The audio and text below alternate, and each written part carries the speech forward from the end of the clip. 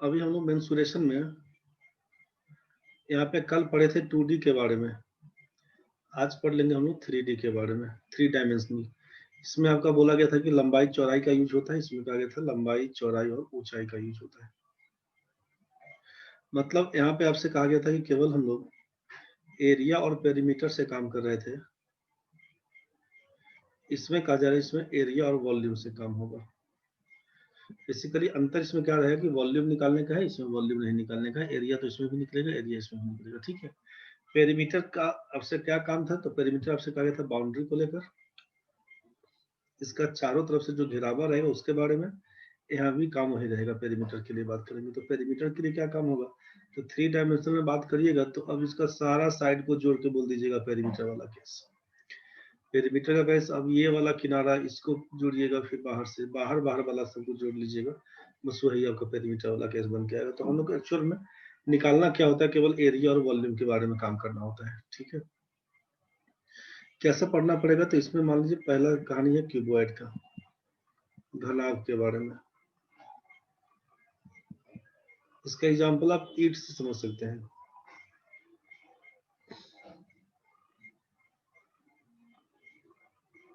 किसी रूम के बारे में समझ सकते हैं आप। ये सोचिए, इसका लंबाई L बोल देंगे, चौड़ाई B बोल देंगे, ऊंचाई को H बोल देंगे, ठीक है। इसका वॉल्यूम निकालने के लिए काम क्या होता है, तो एरिया, इसका वॉल्यूम निकालने के लिए काम करते हैं हम लोग लंबाई गुना चौड़ाई गुना ऊंचाई। किसी भी वस्तु का जब क्षेत्र आयतन के बारे में पूछे ना, तो आप सोचिए केवल कि area of base into height लेके काम करिएगा, area of base into height लेके काम करिएगा।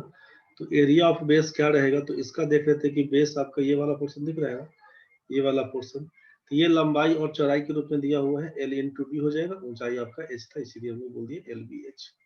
वॉल्यूम के लिए ये काम करिएगा LBH का। वॉल्यूम के बाद सोचिए कि एक तरफ एरिया रहेगा, तो एरिया में एरिया दो टाइप से पूछा जाएगा, एक तो रहेगा कर्व सरफेस एरिया, दूसरा रहेगा होल सरफेस एरिया। तो कर्व सरफेस एरिया क्या रहेगा,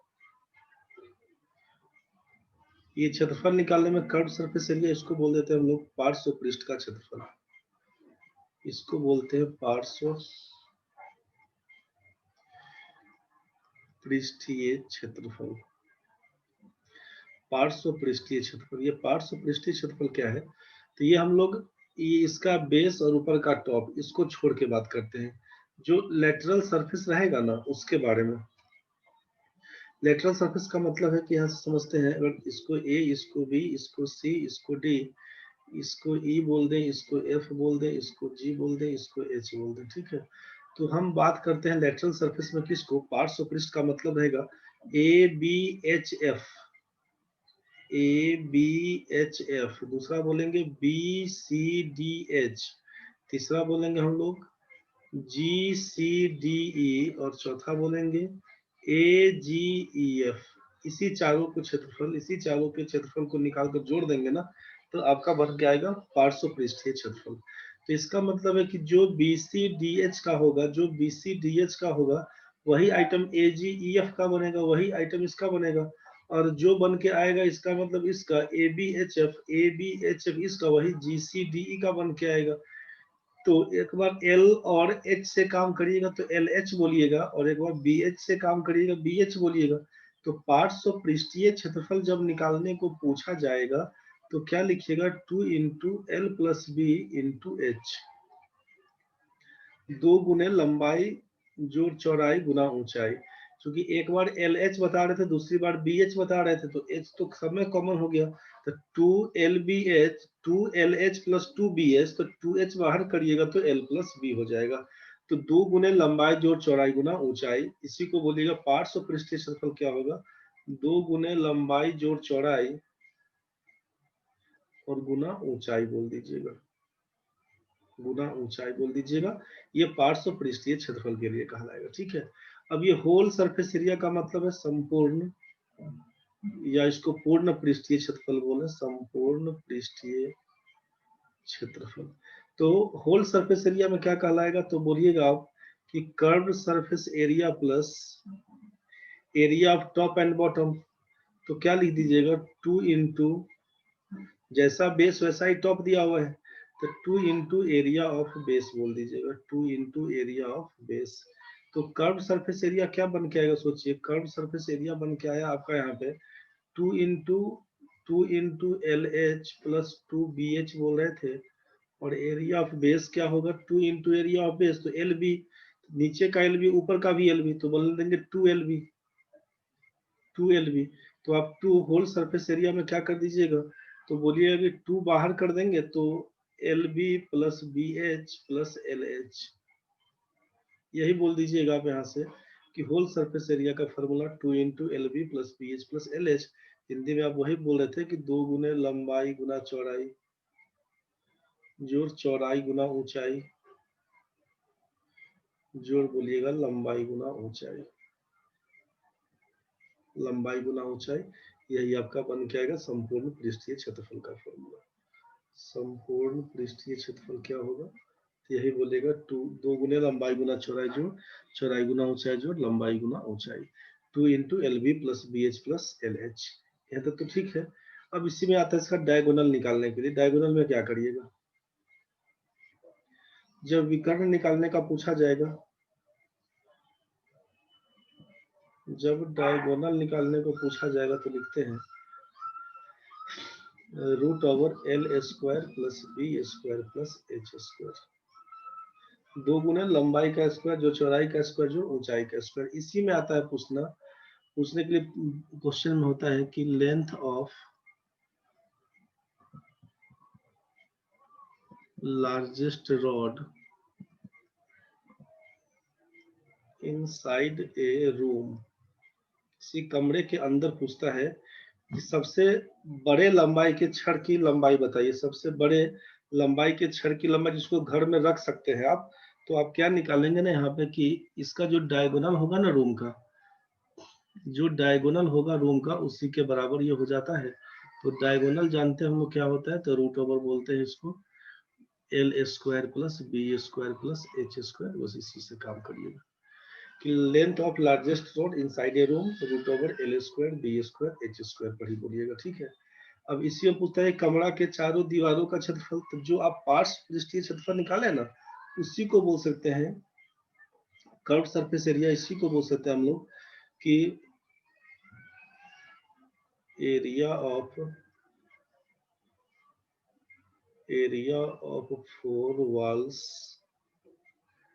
ऑफ ए रूम, किसी कमरे के चारों दीवारों का क्षेत्रफल। जब कमरे के चारों दीवारों का क्षेत्रफल पूछा जाएगा तो ऊपर का टॉप और नीचे का बेस को छोड़ के बात करते हैं, तो बाकी जो 4 लेटरल सरफेस दिख रहा था उसी के बारे में बात होता है, वही 2 into L plus B into H। तो ये आपका क्यूबॉइड का कहानी है, घनाभ के बारे में, ठीक है। सेम कहानी बनेगा घन के बारे में, क्यूब के बारे में। तो अंतर क्या होगा उसमें कि लंबाई चौड़ाई ऊंचाई सब बराबर होता है, तो बस जैसे ही तीनों भुजा बराबर हो जाएगा, लंबाई चौड़ाई ऊंचाई बराबर, तो वो कहलाएगा क्यूब का केस, घन का केस।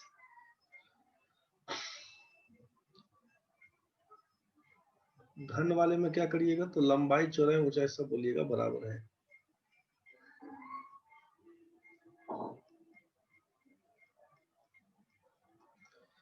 देखिए इसमें अब LBH जो बोल रहे थे ना, तो ये लंबाई भी आपका A के बराबर, चौड़ाई भी आपका A के बराबर, ये भी आपका A के बराबर। इफ लंबाई बराबर चौड़ाई बराबर ऊंचाई सब अगर A के बराबर हो देन इट इज क्यूब,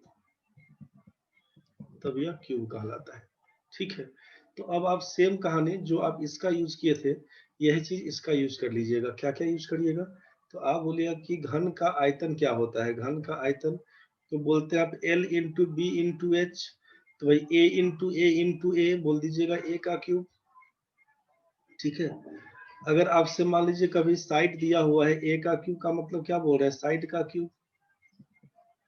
कभी अगर साइड पूछ ले, वॉल्यूम दिया रहेगा साइड पूछ ले, तो क्यूब रूट ऑफ वॉल्यूम निकाल दीजिएगा, साइड बन जाएगा, ठीक है। भुजा पूछ लेगा क्या हो, घन का आयतन इतना दिया हुआ है, घन की भुजा बताइए, तो क्यूब रूट ऑफ वॉल्यूम निकालिएगा, सीधा सीधा काम। अब ये वॉल्यूम के बाद आपसे बोल दें कि एरिया के लिए क्या करिएगा, तो एरिया आपसे बोला कि एरिया में आप दो तरह से निकालिएगा। एरिया आपसे बोल दिया कि एक तो कर्व सरफेस एरिया, एक बोल दिया होल सरफेस एरिया। तो कर्व सरफेस एरिया में क्या लिख देंगे सोचिए। कर्व सरफेस एरिया में लिखे थे आप कि 2 into L plus B into H. तो 2 into L plus B into H, तो आप तो जान गए थे कि अब 2 इंटू एल प्लस बी मतलब ए प्लस ए इंटू एच का भी मतलब ए ही रहेगा। तो 2 इंटू 2a मतलब 2a स्क्वायर, तो लिखिएगा 4a स्क्वायर। और होल सरफेस एरिया देखे थे हम लोग कि 2lb प्लस lb का मतलब a इंटू ए, bh का मतलब a इंटू ए, LH का मतलब a इंटू ए। तो 2 इंटू 3a स्क्वायर का मतलब क्या हो जाएगा, लिख देंगे 6a स्क्वायर। तो कर्व सरफेस एरिया निकालेंगे तो 4a square, whole surface area निकालेंगे तो 6a स्क्वायर। इसी में पूछे अगर आपसे डायगोनल के बारे में क्या होगा, डायगोनल के बारे में, तो आपको मालूम था कि root over L square plus B square plus H square करते हैं। तो इसको क्या करिएगा, डायगोनल निकालने के लिए आप डायगोनल निकालने के लिए यूज करिएगा फिर से ए स्क्वायर का मतलब लिखिएगा रूट ओवर 3a स्क्वायर, इसका मतलब लिखिएगा a रूट 3, मतलब लिखिएगा आप साइड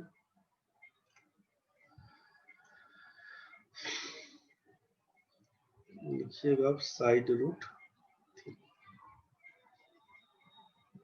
यहाँ तक तो ठीक है, ये हो गया क्यूब का केस। आगे बढ़ते हैं सिलेंडर के लिए, जिसको बेलन बोलते हैं। अब बेलन के केस में क्या है कि मान लीजिए ये 3 आइटम, एक तो ऊपर वाले को बोलते हैं आप टॉप, नीचे वाले को बोलते हैं बेस या बॉटम, और ये वाला जो सिस्टम है ना, ये अब कर्व सरफेस कहलाता है, कर्व्ड सरफेस कहलाएगा, कर्व्ड सरफेस कहलाएगा। और यहाँ से यहाँ तक ये आपका हाइट है, ये आपका हाइट दिखेगा, ठीक है। अब ये जो पोर्शन आप दिख रहे थे ना, ये जो पोर्शन आप देख रहे थे,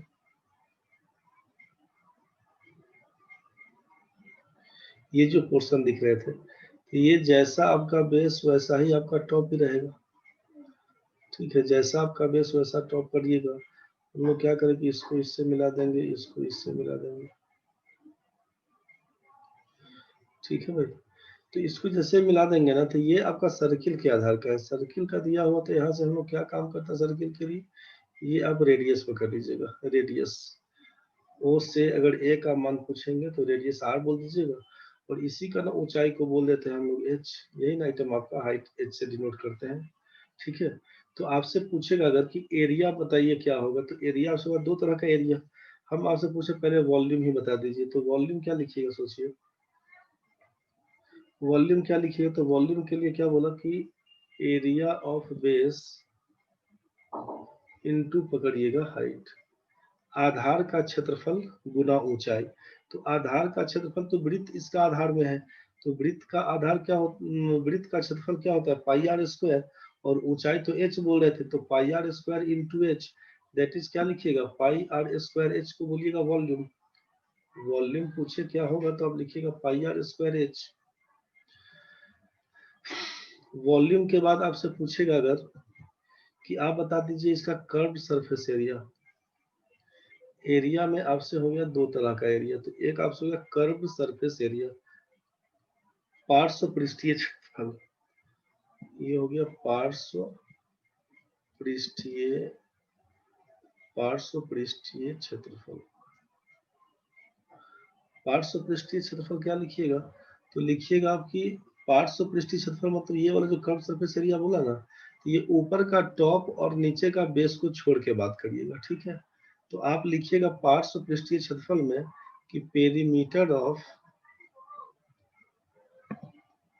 बेस इनटू हाइट कर लीजिएगा, perimeter of base into height. तो चूंकि ये सर्किल के रूप का है तो 2 पाई आर बोलते हैं, और ऊपर वाला एच हो जाएगा तो 2 पाई आर एच बोलिएगा। कर्व सरफेस एरिया कितना, तो 2 पाई आर एच। इसी में पूछा जाएगा होल सरफेस एरिया क्या होता है, पूर्ण पृष्ठीय क्षेत्रफल बताइए, पूर्ण पृष्ठीय क्षेत्रफल क्या होगा,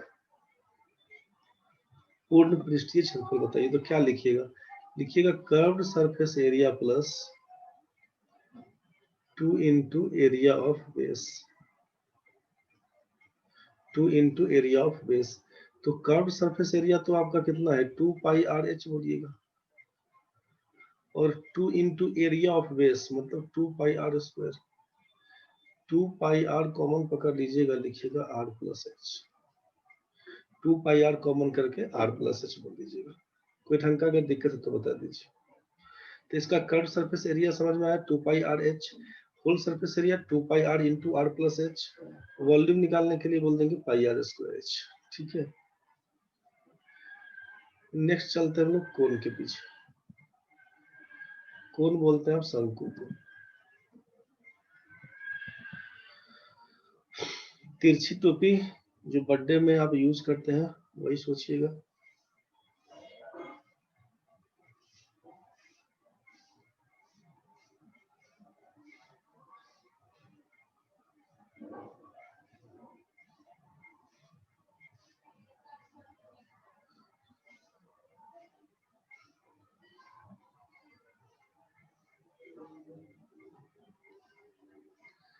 क्या काम करिएगा इसके लिए सोच लीजिए।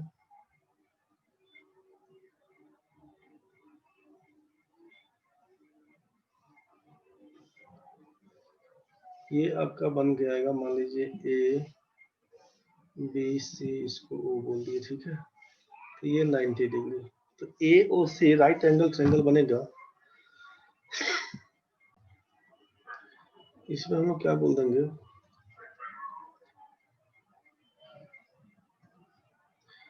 कि इसको परपेंडिकुलर पी बोलते हैं। इसको मान लीजिए आप यहाँ पे परपेंडिकुलर पी नहीं बोल के सोचिए। राइट एंगल ट्रायंगल में तो इसको पी बोलते हैं, इसको बी बोलते हैं, इसको एच बोलते हैं, ये तो जानते ही हम लोग। तो पी बी एच होता है, तो राइट एंगल ट्रायंगल में क्या बोलते हैं कि P square plus B square बराबर एच स्क्वायर बोल देते हैं।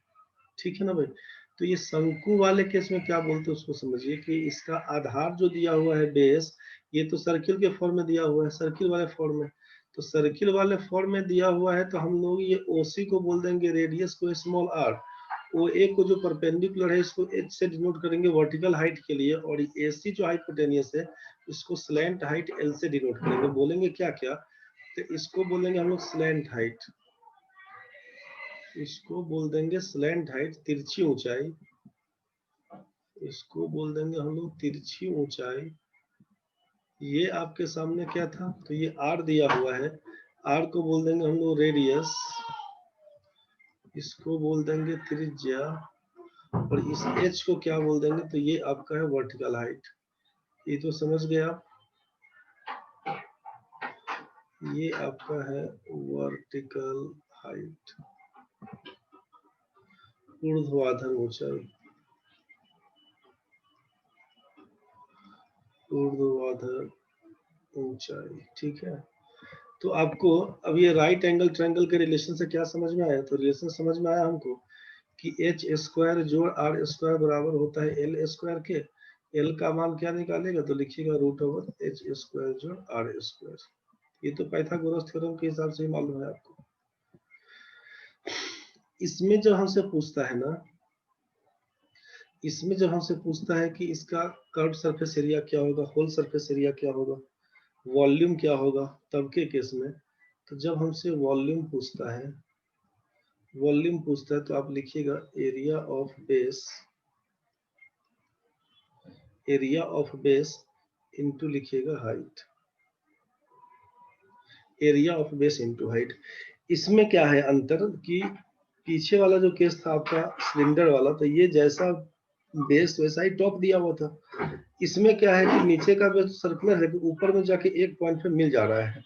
तो यहाँ से क्या करेंगे सोचिए कि जब ये टॉप आपका एक पॉइंट पे मिलता है ना, तो इसका 1/3 लगा लेते हैं। ठीक है, जब ये सेम रहेगा तब तो उसमें कुछ नहीं करेंगे, लेकिन जैसे ही ऊपर जाके एक पॉइंट पे मिल जाता है तो हम लोग वॉल्यूम निकालने के लिए 1/3 कर देंगे, 1/3 into area of base into height.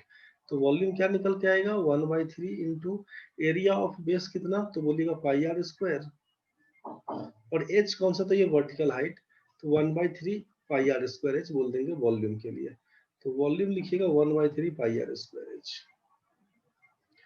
अब इसमें कर्व सरफेस एरिया जब पूछा जाता है, कर्व सरफेस एरिया बताइए, तो क्या लिखिएगा? तो कर्व सरफेस एरिया निकालने के लिए क्या काम करते हैं? अब चूंकि ये जैसा बेस वैसा टॉप तो है नहीं दिया हुआ, तो इसके लिए हम लोग यूज करते हैं पाई आर एल का। पाई आर एल का एल क्या होगा? तो स्लैंट हाइट वाला, ठीक है।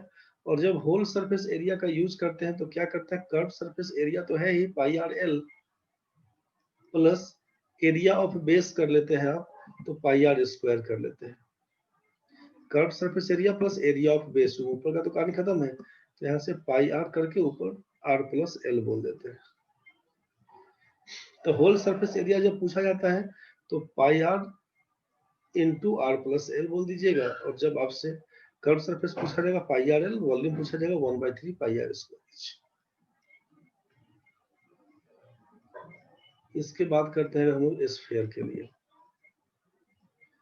गोला के लिए। गोला में क्या काम करिएगा सोचिए? तो गोला में उदाहरण सोचिए तरबूज के बारे में, ठीक है, नींबू के बारे में, आलू के बारे में, कुछ भी सोच सकते हैं। तो इसमें जिस पॉइंट को पकड़िएगा ना, वही पॉइंट सेंटर हो जाएगा, ठीक है। रेडियस कहीं से पकड़िएगा, सब रेडियस है। तो जहाँ पे पॉइंट लगाइएगा, उंगली लगाइएगा, उसी को बोल दीजिएगा। तो ये ओ और ए को बोल के रेडियस को आर पकड़ा दिए। इसका पूछा जाता है वॉल्यूम क्या है, तो वॉल्यूम इसका 4/3 पाई आर क्यूब बोल देते हैं। इसका कर्व सरफेस एरिया पूछेगा तब, चाहे होल सरफेस एरिया पूछा जाएगा तब। क्योंकि होल सरफेस एरिया में area of top and bottom करते थे, तो इसका तो सब जगह एक ही चीज पूछाता है। तो चाहे कर्व सरफेस एरिया बोलेगा गोला का तब, चाहे होल सरफेस एरिया पूछा जाएगा तब। पार्ट्स ऑफ पृष्ठ का क्षेत्रफल चाहे संपूर्ण पृष्ठीय क्षेत्रफल, सब मिला के यही होता है 4 पाई आर स्क्वायर बस। इसी को ध्यान में रखिएगा कि ये आपका वॉल्यूम के लिए है, ये आपका कर्व सरफेस एरिया चाहे whole surface area 4 pi R square ही कहलाएगा। अब इसके बाद इसमें हेमी स्फीयर का है, इसको बोलते हैं अर्धगोला। अब गोला जो कागजी नींबू बिकता है ना, उसको ले लीजिएगा, आधा आधा काट दीजिएगा, समझ में आ जाएगा गोला। अभी समझ गए? तो क्या करेंगे हम लोग, जैसे ये गोला पकड़ लिए, तो इसको, ये गोला पकड़ लिए, अब इसको बोल देंगे आधा आधा काट देंगे। तो ये आधा हम लोग यहाँ से काट दिए, यहाँ से काट दिए, और इसको बोलते हैं कि इसको हटा देते हैं।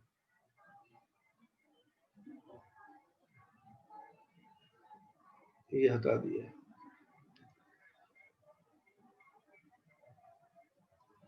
ठीक है भाई।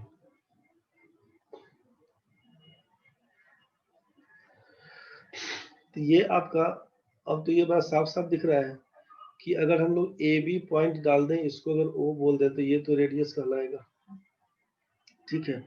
तो इसका अगर हम पूछेंगे वॉल्यूम क्या होगा, तो वॉल्यूम तो आपको समझ में आया कि भाई पूरा का, अगर ये पूरा सर्किल था दिया हुआ, हमारा पूरा सर्किल था, तब तो 4/3 पाई आर क्यूब। तो इसमें क्या बोल देंगे, वॉल्यूम हेमी स्फीयर का, तो आधा हो जाएगा, हाफ किसका? तो 4/3 पाई आर क्यूब बोल रहे थे, इसी को काटिएगा तो क्या लिखिएगा? 2/3 पाई आर क्यूब। ये वॉल्यूम निकल के आएगा। अब इसका अगर पूछे कर्व्ड सरफेस एरिया क्या होगा, तो भाई होल सरफेस एरिया तो जान रहे थे कि, मतलब इसका संपूर्ण वाले का, जब पूरा गोला था तब तो बोल रहे थे 4 पाई आर स्क्वायर। तो कर्व सरफेस एरिया होगा हेमी स्फीयर का, मतलब आधा कर देंगे 4 पाई आर स्क्वायर का, तो क्या लिख दीजिएगा? 2 pi R square. 2 pi R square, ये तो क्लियर है इसका, 2 पाई आर स्क्वायर। जब हम लोग बात करते हैं इसका होल सरफेस एरिया का, होल सरफेस एरिया क्या होगा, तब क्या लिखिएगा? तो कर्व्ड सरफेस एरिया, तो कर्व्ड सरफेस एरिया ये तो रहेगा ही, अब प्लस इसका क्या रहेगा? तो अब ए से बी का दूरी, मतलब ये डायमीटर, डायमीटर लेके काम करिएगा।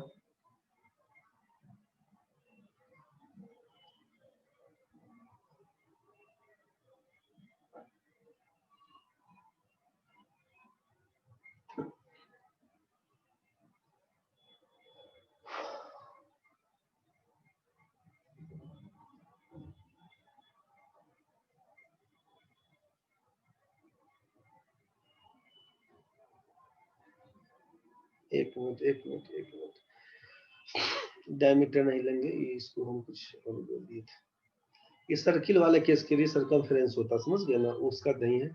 ये कर्व सरफेस एरिया तो 2 पाई r स्क्वायर था ही, और जैसे ही काटिएगा ना तो शेप क्या बन के आएगा, शेप इस टाइप से बन के आएगा। आपको सोचिए,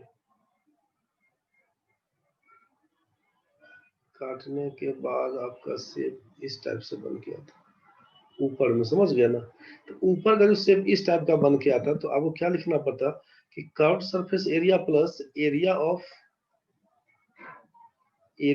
अपर सरफेस। तो आप यहाँ से क्या बोल देते हैं, कर्व सरफेस एरिया तो हमारा 2 पाई r स्क्वायर निकला हुआ है, और अपर सरफेस की सर्किल क्या आकार का है, तो पाई r स्क्वायर बोल दीजिएगा, तो यही हो जाएगा 3 पाई r स्क्वायर। इस समय कोई दिक्कत है तो बता दीजिए। यहाँ तक तो क्लियर है ना भाई।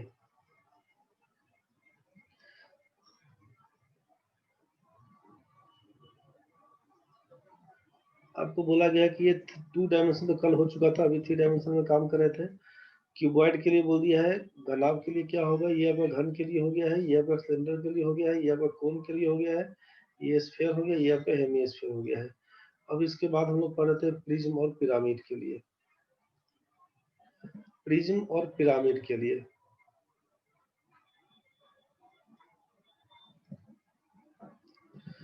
तो प्रिज्म वाले केस में क्या ध्यान रखिएगा ना, इसको बोलते हैं प्रिज्म और ये है पिरामिड।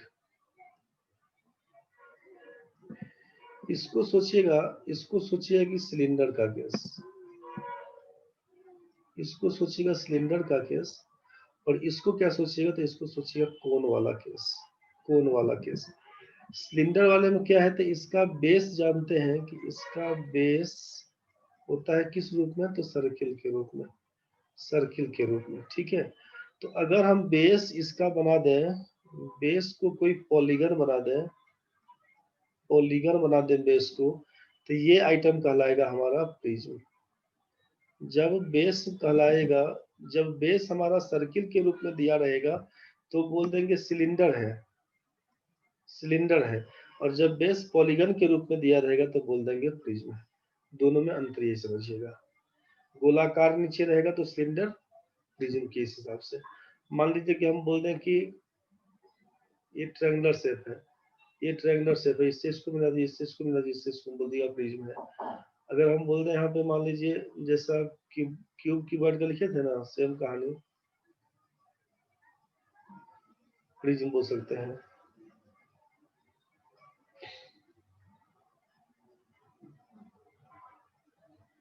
इससे मिला दीजिएगा, इसको इससे मिलाइएगा, नीचे से मिलाइएगा, ऊपर से मिलाइएगा, इस हिसाब से बोल दीजिएगा कि ये आपका प्रिज्म है। तो जैसा टॉप है वैसा बॉटम होना चाहिए, बस उसी हिसाब से बाकी जो लेटरल सरफेस है उसी को लेके चल देंगे।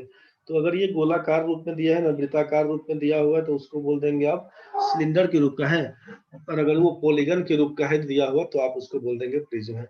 कोन का भी सेम कहानी बनता है, कोन वाले में भी बेस पर ही डिपेंड है कि बेस आपको समझ में आ गया कि बेस अगर सर्किल के रूप का दिया रहेगा तो आप बोल देते हैं कि ये हमारा कोन है, और अगर बेस हमारा पकड़ लीजिए, बेस अगर हमारा कोई पॉलीगन के रूप में दिया होगा तो उसको बोल देंगे आप ये हमारा पिरामिड है, पिरामिड है। क्योंकि इसमें अंतर क्या रहेगा, दोनों में अंतर क्या रहेगा, तो ये आपको समझ में आता है कि कोन वाला ऊपर से जाके पैक हो जाता है, तो पिरामिड वाला भी वही कहानी बन के आएगा। ठीक है, तो ये आपका कोन, ये आपका पिरामिड। जैसे अब ये ट्रायंगुलर है दिया हुआ, अब इसमें अगर ये गोलाकार होता, आप बेस गोलाकार है, एक पॉइंट में जाके मिला दीजिएगा, इसी को बोलते थे कोण। अब इसमें बोले ट्रायंगुलर शेप है, एक पॉइंट में मिलेगा, तो इसको यहाँ से मिलाइए, इसको यहाँ से मिलाइए, इसको यहाँ से मिलाइए, बोल दीजिएगा पिरामिड है। आप बोल दीजिए कि अगर ये इस हिसाब से है, मान लीजिए इस हिसाब से दिए हैं, क्वाड्रिलेटरल शेप का है, एक पॉइंट पे मिलता है, ये यहाँ से मिलेगा, ये यहाँ से मिलेगा, ये यहाँ से मिलेगा, ये यहाँ से मिलेगा, तो इसी को बोल दिया पिरामिड का शेप है, समझ गए। तो बस यही कहानी था इसका।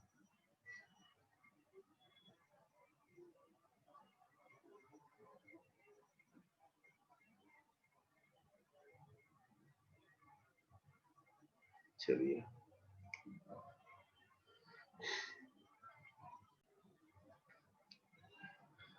तो यहाँ पर हम लेते हैं प्रिज्म के वॉल्यूम के बारे में। जब वॉल्यूम पूछा जाता है तो वही काम करिएगा फिर यहाँ भी जो काम उसमें कर रहे थे सिलेंडर वाले केस में, कि area of base into height कर दीजिएगा।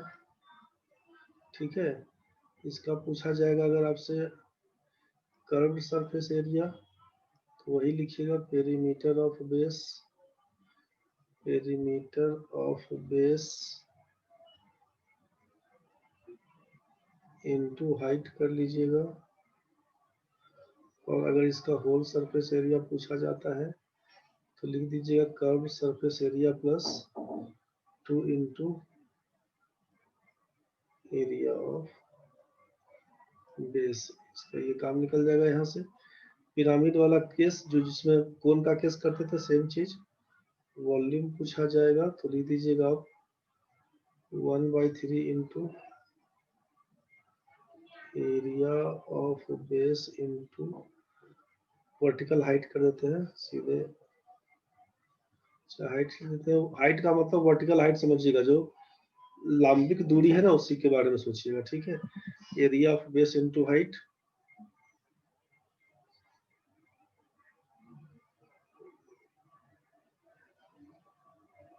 ठीक है,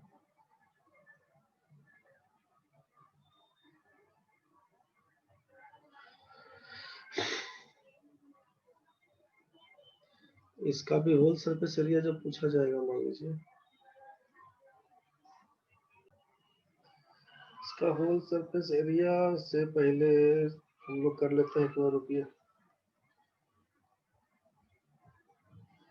इसका ये तो पहले curve surface area, curve surface area क्या लिखिएगा ना, कर्व सरफेस एरिया निकालने के लिए क्या करिएगा 1/2 इंटू पेरीमीटर ऑफ बेस निकाल दीजिएगा। पेरीमीटर ऑफ बेस कर दीजिएगा इंटू हाइट लिखिएगा स्लैंट हाइट, स्लैंट हाइट तिरछी ऊंचाई। इसमें ये जो हाइट है बताए थे वर्टिकल हाइट, लिखिए देते कंफ्यूज नहीं होइएगा। बोलिएगा सर इसमें वर्टिकल हाइट स्लैंट हाइट, ये पिरामिड वाला जो केस बनेगा ना, बताए हैं अभी कि मान लीजिए इस टाइप से ये दिया हुआ है बेस क्वाड्रिलेटरल फॉर्म। ठीक है, एक पॉइंट में ऊपर में जाके मिलेगा तो ये ऐसे मिलेगा, ये ऐसे मिलेगा, ये ऐसे मिलेगा, ये इससे मिलेगा। तो ये शेप जो बन रहा है तो वो कौन सा शेप है, वो ट्रायंगुलर शेप बन के आएगा। तो ट्रायंगल के हिसाब का दिया हुआ है, तो इसी को बोलते हैं, इस साइड से सब मिल के जाता।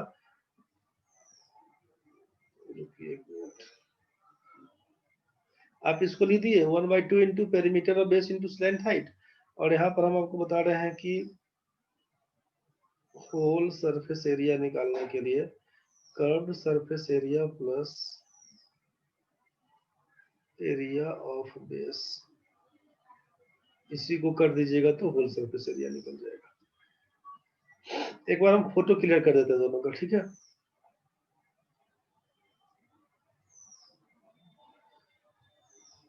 पिरामिड वाले केस में, पिरामिड वाले केस में क्या करिएगा, पिरामिड वाले केस में सोचिए आपसे बोला गया कि ट्रायंगुलर बेस दिया हुआ है, बेस अगर ट्रायंगल का दिया हुआ, ये ऊपर जहां से मिलता है ना इसके बारे में बोला। मान लीजिए इसको यहाँ से मिला दीजिएगा, इसको यहाँ से इस पॉइंट से मिला दीजिएगा, इसको यहाँ से मिलाइएगा, तो ये जो शेप बन के आएगा, मान लीजिए इसको ओ नाम दे दें आप, इसको आप ओ नाम पकड़ लीजिएगा, इसको ए बोल दीजिएगा, इसको बी बोल दीजिएगा, इसको सी बोल दीजिएगा। ठीक है, तो ये जो आपसे बन के आया ना बेस, तो आपका ट्रायंगुलर है ए बी सी। अब ओ ए बी ओ ए सी बोलिएगा, सामने वाला उधर से हो जाएगा ओ बी सी हो जाएगा। ठीक है, तो तीनों ट्रायंगुलर शेप है, तो इसका एरिया क्या हो जाएगा, तो एरिया ऑफ बेस आप बोले थे, एरिया ऑफ बेस इनटू बोला गया वर्टिकल हाइट, कि ओ से इसका बीच में जो आप लगाइएगा लंब ना, उसके बारे में बात कर रहे थे। स्लैंट हाइट का मतलब क्या रहेगा, कि स्लैंट हाइट का मतलब रहेगा कि जब ओ ए बी है तो ये ए बी का मिड पॉइंट पे सोचिए, ओ से जो आप परपेंडिकुलर ड्रॉ करिएगा इसके बारे में बात होता है स्लैंट हाइट। ठीक है, ए सी है, इसका आप यहाँ ओ पॉइंट से इस पर जो परपेंडिकुलर गिराइएगा इसके बारे में होता है, बात होता है, ये स्लैंट हाइट होता है। ठीक है, तिरछी ऊंचाई इसके बारे में, और तिरछी ऊंचाई इसके बारे में काम करते हैं। दूसरा केस दिया रहता है कि मान लीजिए अगर ये हमारा दिया होता क्वाड्रिलेटरल का शेप इस टाइप का दिया होता है, हम बोलते हैं इस पॉइंट से जाके मिलेगा, तो इस पॉइंट से मिलेगा तो फिगर फिर कैसे बनाइएगा, यहाँ से आप इसको मिला के बता दीजिए, यहाँ से आप इसको मिला के बता दीजिएगा, यहाँ से फिर आप इसको मिला के बताइएगा, यहाँ से फिर आप इसको मिला के बताइएगा, ठीक है। तो ये आपके सामने मान लीजिए ओ पकड़ लिया, ए बी सी डी बोल दिया, तो अब क्या लिखिएगा, ए ओ बी बोलिएगा, बी ओ सी बोलिएगा, सी ओ डी बोलिएगा, ए ओ डी बोल दीजिएगा। तो आपसे पूछा जाएगा कि तिरछी ऊंचाई कौन हुआ इसमें, तो तिरछी ऊंचाई हुआ कि ओ से लेकर इसका इस पर जो परपेंडिकुलर ड्रॉ किए ये वाला कहानी, समझ गए। तो बोलिए कि इसका कर्व सरफेस एरिया क्या होगा, तो कर्व सरफेस एरिया बनेगा ना कि area of A O B plus A O B C plus C O D plus O A D, ये बन के आएगा आपका curve surface area. Curve surface area अगर हम बात करेंगे तो बोलिएगा area of triangle A O B plus B O C plus बोलिएगा सी ओ डी प्लस बोलिएगा डी ओ ए, बुझ गए। तो एरिया निकालने के लिए क्या जानते हैं हम लोग, एरिया निकालने के लिए जानते हैं त्रिभुज का एरिया की 1/2 इंटू बेस इंटू हाइट, यही ना बोलते हैं वो। तो बेस इंटू हाइट, तो हाइट क्या बन के आएगा, सबका स्लैंट हाइट वाला कहानी बन के आएगा। तो इसीलिए लिखे थे कि 1/2 इंटू बेस, तो एक बार BC अगर हम लोग AOB का बात करें तो बेस क्या लिखिएगा, AB गुना हाइट स्लैंट हाइट L बोल दीजिए, प्लस फिर बोलिएगा 1/2 इंटू BC इंटू बोल दिएगा स्लैंट हाइट L, इसी हिसाब से 1/2 इंटू CD बोलिएगा इंटू L बोलिएगा, फिर 1/2 इंटू DA इंटू L बोलिएगा, तो क्या लिखिएगा 1/2 इंटू चारों भुजाओं का जोड़ होगा ना, इसीलिए लिखे थे हम लोग पेरीमीटर ऑफ बेस और इंटू लिखे थे स्लैंट हाइट। मेरे ख्याल से ये क्लियर हो गया होगा आपको, ठीक है। इसलिए लिखे थे 1/2 into perimeter of base into slant height. तो एक बार अच्छा से सबको देख लीजिएगा, आप प्रिज्म पिरामिड केवल फॉर्मूला बेस्ड क्वेश्चन आपके पास आता है NTPC वाले एग्जाम में, एक बार अच्छा से फॉर्मूला खाली देख लीजिएगा। कल 2D बताए थे, आज 3D हो गया है, इसको ढंग से एक बार याद है तो बहुत बढ़िया रिवाइज कर लिए, नहीं याद होगा तो ढंग से करके देख लीजिएगा, याद कर लीजिएगा फॉर्मूला को। अच्छा एक बार पॉलीगन के बारे में लिख देता है आपको, पॉलीगन के बारे में, बहुभुज के बारे में क्वेश्चन इस पर भी आता है, बहुभुज का बारे में लिख लीजिएगा। तो इसमें रहता है रेगुलर पॉलीगन, रेगुलर पॉलीगन मतलब सम बहुभुज, इसकी सब भुजा बराबर हो। अब लिखिए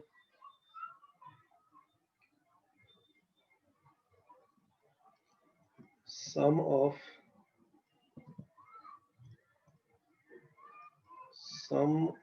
internal angles, sum of internal angles of a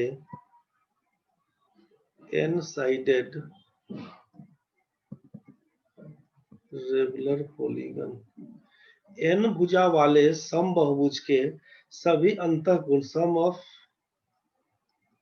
of all interior angles of a n-sided regular polygon, n भुजा वाले सम बहुभुज के सभी अंतःकोणों का जोड़ कितना, तो लिखिएगा आप यहाँ पे कि n-2 into 180 degree, n-2 into 180 degree,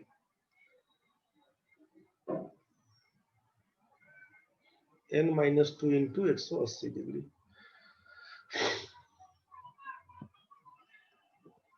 यहाँ पे सम ऑफ ऑल क्लियर कर देते हैं, फिर चिंता नहीं करिएगा, all exterior angles of a n-sided regular polygon बराबर लिखिएगा यहाँ पे 360 degree. Sum of all interior angles of a n-sided regular polygon 360 degree. पहले इसको क्लियर कर देते हैं। n-sided रेगुलर पॉलीगन, पॉलीगन का मतलब है कि बंद आकृति, बंद आकृति के बारे में बात करेंगे, ठीक है। चाहे वो त्रिभुज जो सबसे स्मॉलेस्ट तो बोलेगा ट्रायंगल से कहानी शुरू होता है। तो आपको मालूम है कि त्रिभुज के बारे में अगर बात करेंगे तो त्रिभुज के सभी अंतःकोणों का जोड़, तो आप बोलते हैं कि त्रिभुज के तीनों कोणों का जोड़ मिला के 180 डिग्री। तो जैसे ही 180 डिग्री बोलेंगे तो n का मान कितना, n-sided पॉलीगन मतलब तीन भुजा वाला, तो n का मान अगर 3 रखते हैं तो 3 - 2 करेंगे 1, 1 इंटू 180 मतलब 180 डिग्री। तो त्रिभुज के तीनों कोणों का जो 180 डिग्री होता है। बाहरी कोण मान लीजिए ये बोला सम बहुभुज है तो सब भुजा बराबर है, तो ये 60 डिग्री का बनेगा, तो बाहरी कोण क्या हो जाएगा, तो ये बोलेगा 120 डिग्री। ये 60 है तो बाहर वाला 120 डिग्री, ये 60 है बाहर वाला 120 डिग्री, तो 3 बार 120 मिला के 360 बोलना होगा। अगर हम बात करते हैं ट्रायंगल को छोड़ के क्वाड्रिलेटरल के बारे में, चतुर्भुज के बारे में, और एन साइडेड है, तो एन साइडेड का मतलब पकड़ लेते हैं स्क्वायर वाला केस, ठीक है। सब भुजा बराबर है, तो सब भुजा बराबर है, तो इसमें क्या करिएगा, तो आप जानते हैं कि किसी भी चतुर्भुज के चारों कोनों का जोड़ होता है 360 डिग्री। कैसे चेक करेंगे, तो भाई एन कितना, तो एन बोल दीजिएगा 4 है, तो 4 - 2 बराबर 2, तो 2 × 180 बराबर बोल देंगे 360, तो ये तो हम जानते ही हैं 360 डिग्री होता है। अब आगे तो सब 90 90 का, तो इसका बाहर भी 90 बनेगा, इसके बाहर भी 90 बनेगा, इसके बाहर भी 90 बनेगा, इसके बाहर भी 90 बनेगा, 90 4 बार 360 डिग्री फिक्स है। तो इसी हिसाब से सोचिएगा, समझ गए। तो sum of all interior angles of a N sided regular polygon पूछा जाएगा तो n - 2 × 180 डिग्री, और जब सम ऑफ ऑल एक्सटीरियर एंगल पूछा जाएगा तो 360 बोल दीजिएगा। इसी में पूछा जाएगा फिर जब कि each interior angle of a n-sided regular polygon.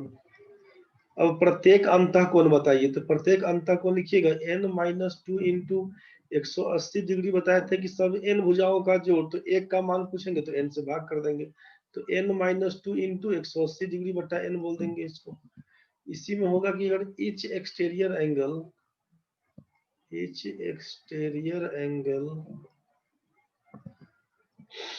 of a n-sided regular polygon बराबर क्या लिखिएगा, तो लिखिएगा 360 डिग्री बटा n, ठीक है। और इसी में पूछता है कि अगर नंबर ऑफ डायगोनल्स, विकर्णों की संख्या बताइए, number of diagonals of a N sided regular polygon, N भुजा वाले समबाहुभुज के विकर्णों की संख्या बताइए, तो लिखिएगा आप n × n - 3/2 होता है। अब बोलेगा ई कैसे, तो त्रिभुज का पकड़िए ना, त्रिभुज में कै गो विकर्ण होगा, देख चेक कर लेते हैं। n का मान 3 रखते हैं, 3 × 3 - 3 0 बटा 2 0 हो गया, इसमें कहाँ कोई विकर्ण होगा, क्लियर हो गया। त्रिभुज में कोई विकर्ण नहीं है। अगर हम चतुर्भुज डालते हैं, चतुर्भुज बोलते हैं, 4 भुजा है, n का मान 4 रखिएगा, 4 घटाओ 3 1 बटा 2 करिएगा, 2 से काटेंगे, तो इसी को ना विकर्ण बोलते हैं, वो दुइये गुना दिखेगा। समझ में आपको आ गया होगा। अगर हम इसके अलावा आगे बढ़ते हैं, पेंटागोन ले लेते हैं शेप, एगो इस टाइप का शेप पकड़ लेते हैं, सोचिए। तो हमको नहीं मालूम क्या होगा, हम दिखाते हैं n का मान 5, 5 घटाओ 3 2 बटा 2 कट के आएगा 5 आएगा। कैसे कैसे 5, तो एगो तो ये विकर्ण हुआ 1, दूसरा विकर्ण क्या होगा 2, तीसरा क्या होगा e, चौथा क्या होगा e, पांचवा क्या होगा e वाला। कुल मिला के 5 विकर्ण दिख गया आपको, बस इसी हिसाब से। तो इतना दिखा दिखा के पूछेगा नहीं, क्वेश्चन पूछता है किसका बताइए क्या क्या होगा, फॉर्मूला आपको मालूम चल गया, फॉर्मूला यूज करिए, क्वेश्चन बनेगा आपका, समझ गया। तो इस हिसाब से आपका ये मेंसुरेशन खत्म हो गया फॉर्मूला के हिसाब से। तो आपका हो गया, थैंक यू वेरी मच, बुझ गए। सबको रिवाइज कर लीजिएगा आप लोग अच्छे से। और दुर्गा पूजा का छुट्टी अभी रहेगा फ्राइडे, कल से लेकर मंडे तक। हम लोग फिर ट्यूसडे को अपना टाइम पर मिलेंगे। आप लोगों को हैप्पी दुर्गा पूजा हो गया। ये 4 दिन छुट्टी बनाइए, चलिए, थैंक यू वेरी मच।